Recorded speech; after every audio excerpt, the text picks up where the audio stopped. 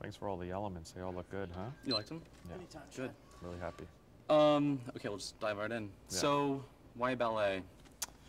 Well, you know, I think people like to see worlds they've never seen before, and the ballet world hasn't really been dealt on film for a very long time. And, you know, like The Wrestler, where everyone was like, why wrestling? It's just a joke. And we went behind the curtain and showed sort of what it was about.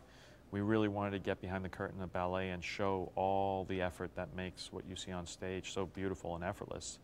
And, you know, that meant all the psychological torment, all the pain, all the hard work. And I think when you see that and you see artists striving that you know, with so many challenges, I think it's rewarding for audiences. And, you know, Natalie Portman, I mean, you put her through some crazy training. Talk about that. Well, Natalie worked for, you know, a whole year, 365 days, 5 hours a day. And I guess I just heard the other day that she was up to 8 hours a day when we were about 2 months out.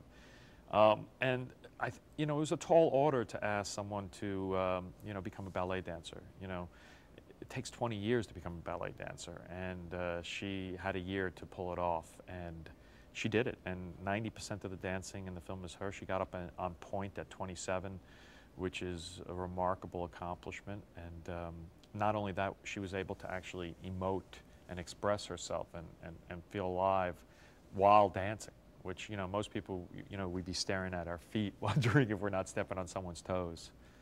You know, the film is so, like, there's so much movement with the camera, and, you know, you've said before that the camera sort of dances with the dancers. Yeah. Talk about how you shot the film and why it's important to go handheld and yeah, all of well, that. Well, we wanted to, you know, we definitely wanted to get out of the wings of the theater, you know, which is how ballet's always been shot, and get on the stage and dance with them. And I thought that would be really important, not only just to see what was going on Natalie's face and to help tell the story, but to really capture the energy of dance and to understand the effort, how difficult it is to hear the breathing, to hear the straining, to hear the communication between the dancers. So from the beginning, I always knew I wanted to get the camera up and close. And so, you know, instead of using a Steadicam, we decided to go handheld because it just felt so much more, you know, that there was more energy to it. And also, I think the first half of the film kind of sets up the audience that this is sort of a documentary, and then sort of when it goes into this psychological horror film, I think it helped with, you know, scaring the hell out of people. So who inspired the look of the film? It feels very, like German expressionist, and there's so much going on there.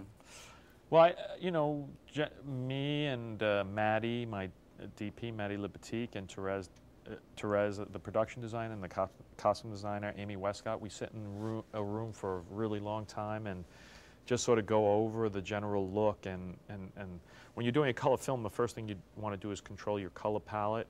And so, you know, it was very clear there was going to be this black and white duality because of the nature of the characters, the black swan and the white swan.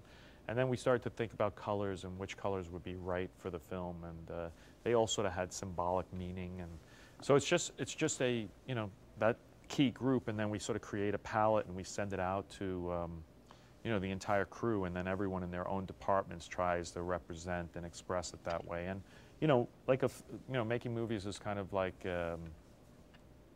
you know, it's almost like conducting an orchestra. You want everyone to be playing together, and so everyone's got to know generally what's going on. So it's a lot about communication, and then it hopefully comes alive.